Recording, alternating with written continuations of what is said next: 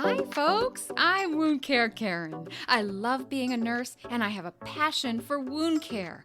I want to inspire nurses, educate patients, and have a little fun along the way. Now, May is Nurses Month. We celebrated Florence Nightingale's birthday on May 12th, so I can't think of a better time to explore the history of nursing. Now, it's a huge topic, so I've invited my good friend and nurse colleague, Mahsa Kharazi, to help. Mahsa, welcome, and thanks so much for helping me study this important topic. It's so good to be back. I love hanging out with you, and I, more than that, love nursing. Well, I can't say I love nursing more than you, but it's pretty top tier. Pretty much a tie on the top rung. You're right. It's such a huge topic. It's such an important topic, and I'm really glad to be here with you to help pick it apart and share what we found with the rest of these folks. Awesome. So let me just start right off by defining the word nursing, the practice of nursing, because historically it's been defined as like providing care for the sick and infirm. And often, when people think of us nurses, they picture us taking care of sick people, injured people, babies, old folks, etc. But nurses, we also promote good health, like even in healthy individuals. Like, for example, think about a community health nurse who provides immunizations, or occupational health nurse who does like pre-employment physicals and testing and keeps the employees up to date with their immunizations and stuff. So nursing is more than just caring for sick and infirm. It's also promoting good health behaviors in the community. And I really don't think it's an overgeneralization to say simply that nursing is caring, right? Or caregiving, right? And I'm going to be honest here and say that I personally also think, this is my opinion, I think it's inherent in most women. Yeah, right? agreed. It's my opinion that most mothers, or good mothers at least, are nurses. Yeah. Mothers they just naturally take care of their little ones and the whole family, really, right? Their moms, their dads, their husbands. They nurse them back to health when they get sick. They keep them healthy, etc. And even to those of us who have struggled with postpartum depression, or these things don't come very naturally to us off the get-go, somewhere along the way we learn. Yes. We adapt to it. Or if we don't have it in us, we find our village to envelop us and give us the tools and resources we can to teach us the ways that may not be so, what's the word I'm looking for? Innate. Or just, just something naturally. that, it's not organic to everyone, but it's not always women, but it is what we can think of as historically of rather feminine, so to speak, quality. Right, because who helps, postpartum mothers that are struggling? Other mothers. And That's nurses, true. That's true. Again, it's just it's quite a sisterhood. We'll get into all of that, I'm sure. The sisterhood, okay. So, essentially, the practice of nursing, it's been around since the dawn of mankind. I think so. Right, Yeah. right. Yeah. But before we get into the actual history of nursing, I want to be really upfront and forthright because my audience has grown. It's become quite international. So I do want to address some elephants in the room. So, I grew up in America and I'm English speaking. So the majority of my research for today's topic, it's very Anglo-centric, let's be honest. It largely focuses on Europe, the United Kingdom, and North America. And so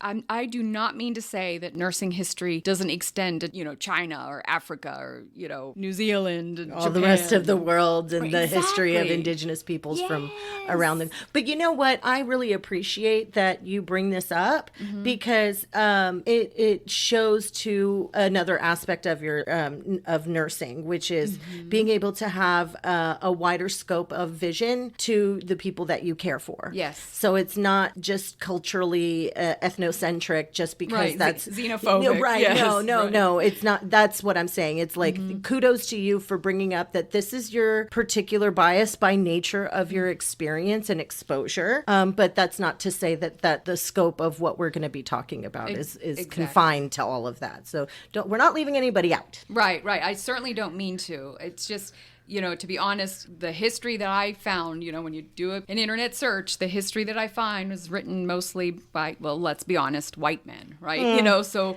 we I'm have not to take that for surprised. what it's worth. Yeah. So, just moving forward, I just want to be really open and honest about that and cognizant that our view is actually very, very limited. And if you guys out there who are listening have something to add or have something from a different point of view, please let us know. We are hungry to learn everything out there that we don't know. What you don't know. Exactly. And I loved doing this research. Like, I learned so much. Yeah. I just think it's fascinating. So yes, please tell me more about the history of nursing in your culture, in your community, in your peoples, All right. And you know what's a good point is that just as we're coming on the heels of saying that this is a lot of this is rather Eurocentric and whatnot and Anglocentric, in ancient Egypt. There we go. Which some people might consider like the Fertile Crescent area and where the ground zero for humanity, where all the brown people are from, dark skinned folks. Right. So this is ancient Egypt. We're talking about their pantheon. We're looking at this history, right, that we've all been exposed to, pyramids and whatnot. Some of the earliest recorded history of women as healers is from ancient Egypt, about 3,000 BC. 3,000 3,000. That's so ancient. Over 5,000 years ago. Right, That's so right, cool. right. So, and priestesses of Isis. Now, this is Isis, the goddess, not the Not news. the terrorist No, Okay. whatever that is. But they're not named after each other. It's Isis was a legitimate goddess in the ancient Egyptian pantheon. These priestesses of Isis were regarded as healers who obtained their powers from the goddess Isis herself. So they viewed their goddess as an actual, not just some mythical thing, but this is something that they could have a direct relation. And that relationship imbued them with these abilities to heal. Love it. Isn't that amazing? Yes. We get our inspiration from all sources, Yeah. So, they got their inspiration from the goddess Isis. That's awesome. Yeah, and it wasn't just men, but it was men and women. Cool. That could be regarded as healers. So it was a much different view. Egalitarian. Yes, Imagine it was that. right. It wasn't gender centric, as it's amazing, huh? And and then so unfortunately, we're going to move forward to ancient Greece or parallel. It was illegal for women to practice medicine or healing. So in 400 BC, so we're coming a couple of 1,500 years from there, a woman named Agnodice disguised herself as a man to attend training and practice as a midwife. I love it. So what does that also remind you of, right? How many women throughout history have added such valuable works and advances in all of the industries? Yes. But they had to pretend to be men to do it. By disguising themselves as men. Right. Yeah, that's so cool. So, so this Agnodice, she had to, do the Mulan thing to to get the training, right? And then her male colleagues were so jealous of her popularity and the following that she accumulated and accused her of seducing her patients. So so look at the slut, right? Because they thought she was a man, right? And she would have female clients, so they're thinking he quote, he is seducing women to come to him. My, of course, like he's a Romeo over here. Meanwhile, she's like, okay, look, this is what you do with your boobs. I got him, Gosh. So during the trial, she lifted her shirt to reveal that she was indeed a woman. So the charge was changed to illegally practicing medicine as a woman. Okay, so they brought her to trial for seducing women. Yeah. Right, again, because they think she's a man. Right. But then she's like, no, I'm not, because I am a woman. And they're like, well, double poo-poo on you. Yes, Not only you're are still you in trouble because it's illegal. Something you're doing is illegal. You can't be too good at this. Oh my gosh. How's that? So, but the women of Athens vigorously defended her effective treatments. So she was acquitted and the law was changed. Oh my gosh. So, how amazing. How, totally odd. Right. It's power in numbers. Right. It's like we were talking about when we were talking about nurses union in a previous podcast, right? It's power in numbers. Yeah. So all of her, her female clients, of course, she's a midwife. So all of her clients. They came to bat for her. Love it. And they defended her successfully, which is almost unheard of. That's awesome. You don't hear something like that as powerful as that as far as women banding together to get actual policy changed until women's suffrage is one thing that comes to mind. Right, right. You know, but very often when women band together, very easily squashed and put aside. And then there's extra laws to keep them down. Right. So this is very impressive. Oh, that's so Isn't that cool. interesting? Yeah. Yeah. Agnadici. Oh, that's awesome. Agnadici. I'm sorry. Oh my gosh. Okay, so let's fast forward. Let's get in our time machine now and go to early Christian times. So in 50 AD, a woman named Phoebe was commissioned by Paul, of course St. Paul eventually, to go to Rome and spread the gospel. So she was a deaconess of the church, and she just naturally provided care to sick travelers and orphans and strangers in her own home. So, and seeing her do that, many other Christian leaders, both men and women, simply, followed in her footsteps. They did the same thing. They provided care to the sick and infirm. Yes. Bringing them into their own homes. Yes. Or going into their homes, traveling throughout towns Right. and villages. And then eventually, fast forward another 300 years, in 325 AD, there was actually now a decree for a construction of hospitals in all of the cathedral towns, such as Caesarea and Constantinople. Those are cities in just modern day Israel and Turkey. And I love this. Those hospitals included housing for doctors and nurses. Yep. That's just so awesome to me. That, Live where you work. Yes. Be on call. Be immersed in. Right. So, but yeah, it at that time, which I find is very interesting, because when I had done my history in theological studies, Phoebe came about as it depends on who's doing the teaching, whether she's getting a good rep or a bad rep. You know what I mean? Either she's the lady who talked too loud, and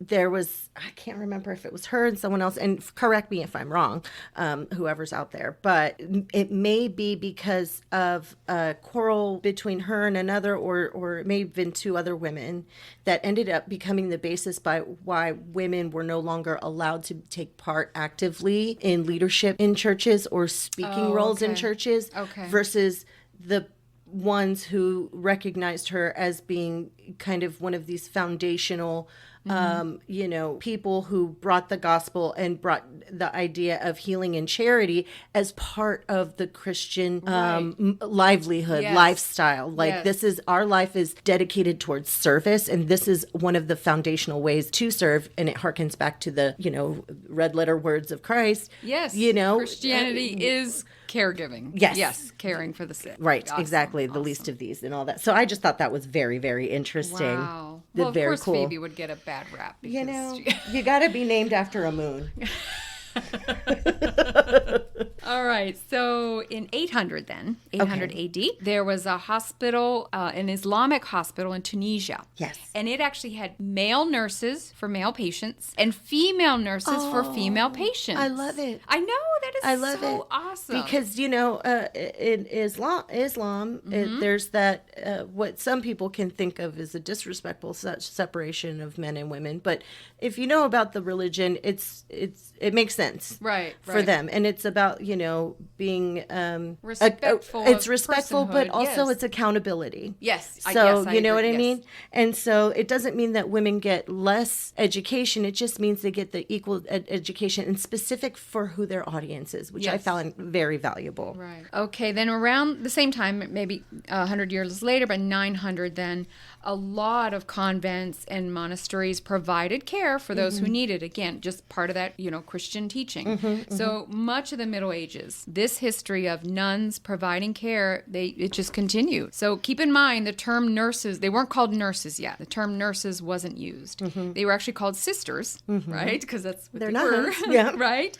So that's why in many other countries, the term sister is actually synonymous with nurse. Yes. The term nurse didn't become prevalent until much later, probably during the 1800s. And it's actually derived from the term wet nurse. Yeah. Right? Which we all know what that is. That's a woman who would breastfeed a child. Yes. Whose mother was either ill or died, during childbirth. So or that was bougie. Oh, there you right, yeah. right. Or could afford it, right? Yes. Yeah. So that's where the term nurse came. It's actually, part of that word, wet nurse. I love that's so cool. Well, my boys are learning German at the moment. Oh. So when my youngest son was learning the word for nurse, because he knows mommy's a nurse, he said, Mom, did you know that? The direct, like, literal translation for, and I can't say the German word, but it. Krankenschwester. Okay, what does that literally translate to? Sick sister. And so my boys, because they know Mom's got a dark sense of humor, so they were like, Mom, guess what you are? Krankenschwester. You yeah, bet. a sick sister. So a sister who took care of the sick. Yeah. Yeah. Cool. I love, again, I love etymology. So I love. Say it again.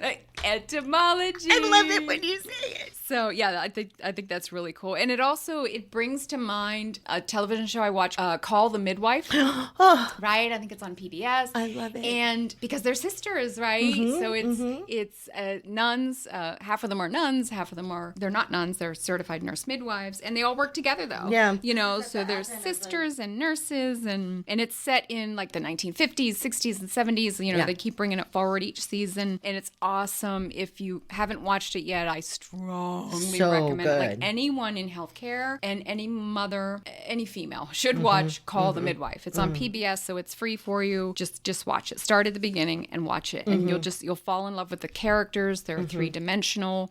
It touches on just so many great topics. So National healthcare system from England, the post-war environment coming from the start of the show where it was like right after World War II. Yes, and everything. All of polio it, and social rape stuff, and racial. Yes, absolutely. It's Even awesome. what is it? There was one episode that affected me very deeply. It was the one where she was an intersex woman. Yes, and she didn't know until she couldn't get pregnant. Yes, it's very interesting the sentiments that were expressed during that time. Yes. Very cool. Very cool. Yeah, watch it. Call the Midwife. Yes. All right. Now, I know we're talking about nursing history, but a very important change was also happening in medicine during the Middle Ages.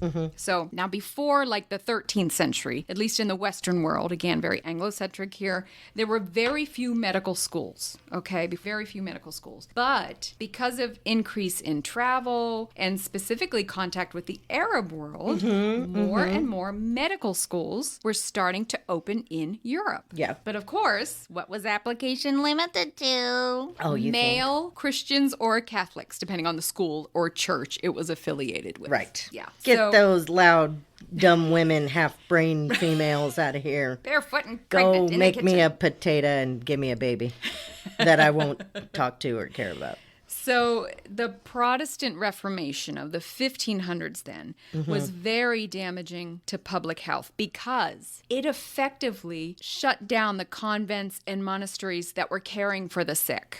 Devastating, right? I mean, a few of the buildings were converted to government-run hospitals, but most were literally shut down because of the Protestant Reformation. Wow. So nuns and friars, they were essentially cloistered, or they actually went into hiding, and it left a huge void of caregivers. Yeah. So where did the sick go? Where did the poor go, right? Where they've always gone, to their village people, right? Right, Yeah. right. Or not, or left to die in the Again, streets. it just left a huge void. That's for sure. Yeah. So, a lot of women of, lower socioeconomic status, Right. unsuitable for other work, they actually took the place then of nuns and friars. So they were actually forced, essentially, kind of like almost indentured servitude, right? Sure. To take care of sick people, not that they necessarily wanted to, but because they weren't qualified for any other kind of work. Right. And unfortunately, patient care suffered. Yes. Because again, now it wasn't being Where's the done in training? the name of Christianity. Exactly. Where's the Where's the training? training and where's the mission, the purpose, right? The investment into your personal investment into your work. Yes, this wasn't a career. This was something they were, again, forced to do because they weren't qualified for any other kind of work. What's the word I'm looking for? It's a calling. Right. Nursing is a calling. Yeah, right. but and so is religious work. That's a calling. So when Yes. you're someone who is a devotee of whatever religion it may be, that introduces a healing service as integral to that kind kind of fabric, Yes. then, your investment is a form of worship. And there's, Yes. that's the kind of calling that it is when you don't have that same kind of devotion and personal investment to it, then, the quality of the healthcare suffers. Right, for sure. And we see it today, too. Unfortunately, yes. It is unfortunate. All right, so where does that bring us? Okay, well, where do you think So it would... we left about the 1500s. Where do you think that would leave us when it comes to me? I'm going to talk about witches. Do you think I'm not going to talk about witches? I was hoping you would. Because okay, so we've got this departure from the Catholic Church, Yes, right? And there's the Protestant Reformation, and then there's all this religious zealotry, right? But what did I say before? When all of them left, where would they go? Where they've always gone, to their local healing person in their village, right? So these are the people these are the women who have always been around and been handed down this knowledge generation to generation. And again, going back to that statement that a lot of this is Eurocentric and Anglocentric. Now, this can be applied to the entirety of the globe, regardless of the culture.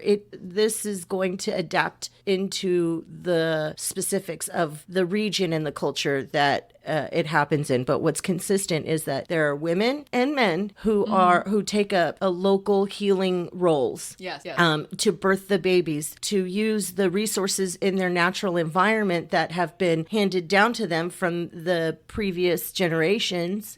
Who they're used just about in every culture. You can see healers that come from a line of healers. There's a familial line of healers because these knowledges are passed down through that familial line. What to use in your environment, how to prepare it, and what it'll do. Right. And that's what's happening. Right. Much of it unwritten. Again, Right, like exact- you said, just passed down literally, mouth. Yeah. Yes, by just word. within practice, just like for example, the Jewish tradition was largely of a verbal and a tradition that was handed down before anything was ever written down. You know what I mean? Right. You just did it. Right.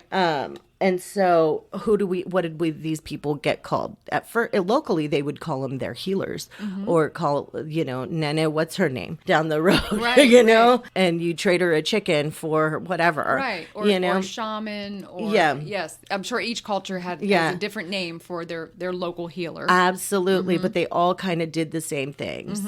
And then they were thought, and this is where it does go Eurocentric, is the label of the witch. Because as that religious zealotry increases and the role of men being the overseer of this has to take away the power and dismiss local quote unquote pagan, whatever doesn't look like it would be a fit. Right. Well, it must be the work of the devil. Yeah, Absolutely. right. Because how could something like this work if it isn't, gelling with what we're trying to sell in? Yes. So, Exactly. So that's where that label comes about. Where you don't see it is in other cultures where the naturopathic or local historical and cultural things have been so woven into the fabric of the culture that it's accepted. It was never thought to be antithetical to any other introduced religious practice from the West. Yeah, I'm sure the majority of indigenous people before any type of colonization. Yeah, yes, exactly. Yes, exactly. I totally agree. Yes. So and what's interesting is that I was doing a little bit of a research, and there's a couple of things I wanted to bring up. So Karen, first of all, brought to my attention this incredible article, and it's actually a research study that came out of Scotland, out of where is it, the Edinburgh Napier University, right? Love it. So in this study, you got to help me out with this, Karen, to kind of pick this thing apart. And the link to this article is going to be published in the show notes because I'm not going to read the whole article to you. You guys are smart, you can read. But basically the thesis is that it's bringing out the history of, specifically to Scotland, how these healing women were labeled as witches, and then set to trial and burned. And there was a Scotland's Witchcraft Act that lasted about 200 years. Wow. Isn't that right? Yeah, so it was legal for them to do that. Yeah, so from like 1563 to 1736 was the Insane. Witchcraft Act, in which, like 4,000? Yeah, it says 4,000 people, 85% of whom were women. Wow. Were accused of being witches and were imprisoned and brutally tortured until they confessed their guilt. So it's like one of those things, burn the witch, Right, you know? 'cause again, white Christian men saw them as a threat. Yes. You know, how dare they heal the sick or, think they can promote health in the community? No, only what I say goes. Right, Just like, it must be the work of the devil because it's not right here in the Bible. It's exactly, which it's not true. Just the twisted thought. Right. Right. So thousands of witches were, burned and drowned and tortured and stoned and tarred and feathered and just ridiculous. And many of them, they truly, truly, truly believe were simply nurses and or midwives and or, some other type of healer. And that's the important word, is the healer, because before that we were known as nurses, we were thought to be healers. Right. And we would heal people in emotional ways. Oh, yes. As if I was there in the 1500s. But And we still maybe do. I was. No, but, Yeah. but you're right, because we still do. So much of one of the things that I remember in my very first introduction into nursing school in LVN school was that the practice of nursing is a holistic practice. Now, and holistic just means whole body. And that is to know, this is what we were saying before.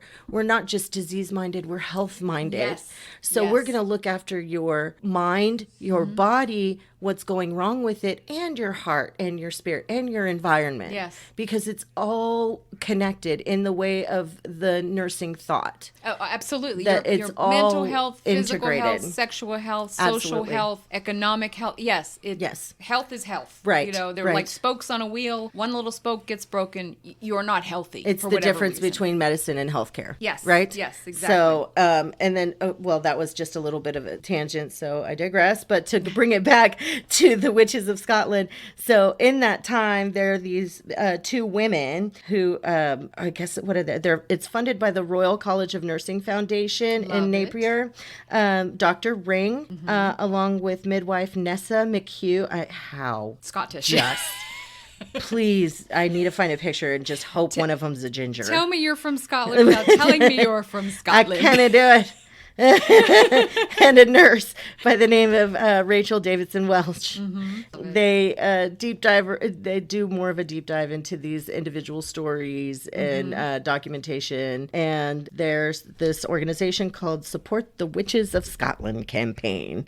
So we're gonna ask all of you guys to look into that and give them the support and the light that they need, the exposure that they need, so that we can not just apply their efforts to Scotland, but to the rest of the female and nursing world. And, not to exclude our male nurses, because they have a very important part in this too. Right. In their own unique story. And we'll get to that someday. Right. Yeah. So huge campaign to just, shine a spotlight on the miscarriage of justice and, just the plight of healers, a lot of them women. So, so huge campaign going on there. I'm so glad to see that. Getting a great response. And it's getting a resurgence of, there's another woman who is on YouTube that she's a doctor of nursing practice from a university here in the U.S., nursing college, that has a little talk about nursing for non-nurses. And it's very important to listen to, because it's, I would consider, and she would argue with me, but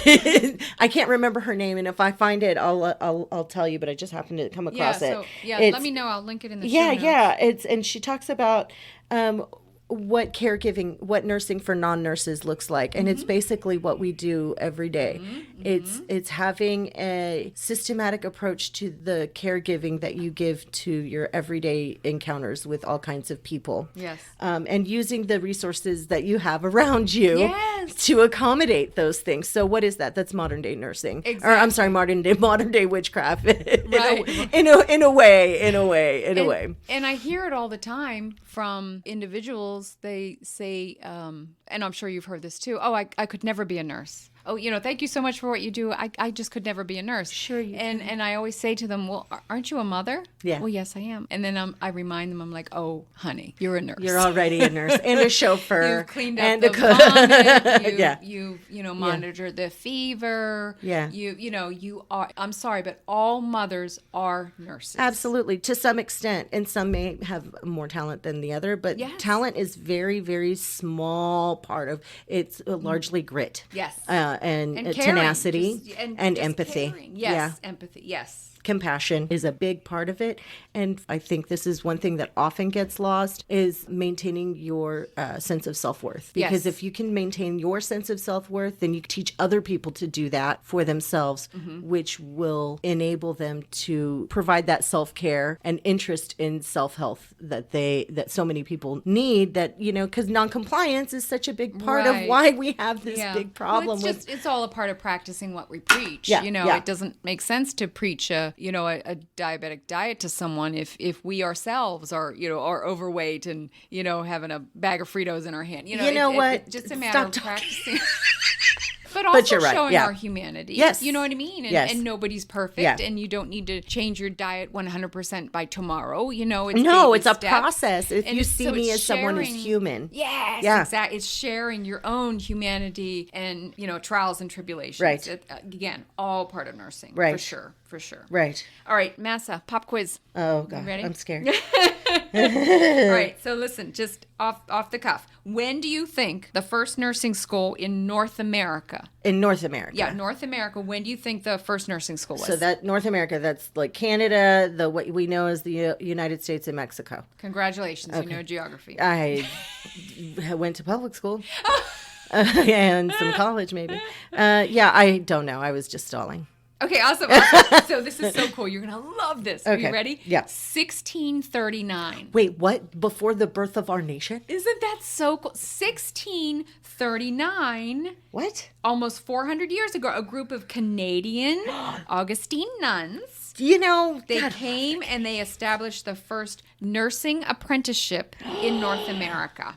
don't you know? So I love that. So I okay, love so that. Now, That's amazing. Now we're coming up until like the 18th century, which is later the 1700s, of course. So the history of midwives was largely female, right? Yes. It was mostly female, and the male physicians, these male doctors, were perfectly quote unquote fine with allowing quote unquote the women to take care of I'll allow womanly it. problems. Yes, exactly, right. Take your hysteria over there, woman. But exactly. But get this. So in the 1700s then, Industrial Revolution, right? Forceps and other surgical instruments were becoming popular. Well, how are they going to sell those? And by that, I mean they were being sold as surgical instruments to physicians. So now these male doctors started to see the value in making money from births.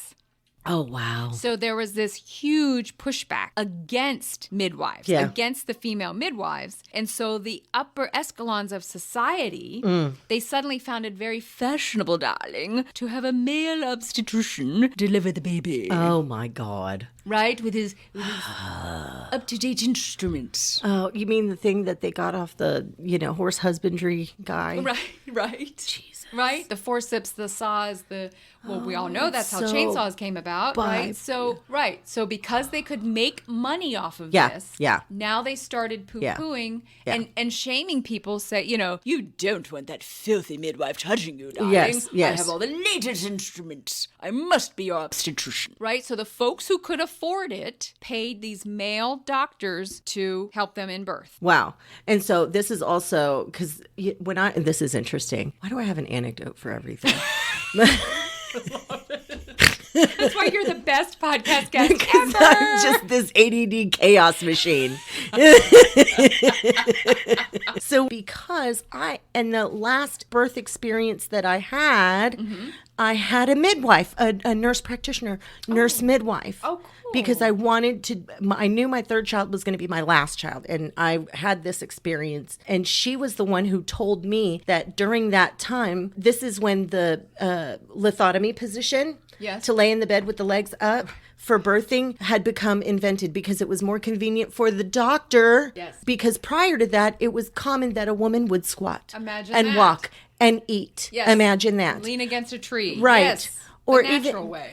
Yes, you mean the way that your body was intended to maneuver for childbirth, but it was all set about to change because it was more for the comfort of the doctor, and it was sold to the aristocrats that this was the more cleanly way of doing it. So from this, it's healthcare goes male centric in the practice, right? Yes. It's taken away from women. Yes. And it's taken away from the ages of knowledge and known benefits of certain ways of birth giving Natural. and care. Using gravity. Imagine Right, that. Yes. right. Not to say that they didn't come up with some really great things. Sure, we wouldn't have, so many of the advances, but it didn't have to be so brutal as the way it did. But also, it is the advent of a commercialized healthcare system. Yes. Yeah. Don't you I see? agree. Yeah. Yeah, treating I it think like so. a commodity. Absolutely, Yes. Yeah. absolutely. Yeah. Isn't that interesting? Okay, I brought it back That's around. cool. Thank God. No, because and again, that reminds me of Call the Midwife. Yes. Because very often these, in the scenes when they're giving birth, very often they're literally squatting. Yes. The nurse midwife is on the floor. Her elbows are kind of bent and They're up. not and, laying in the bed with their legs up. They're leaning occasionally against they are, the bed. but very often Right. it's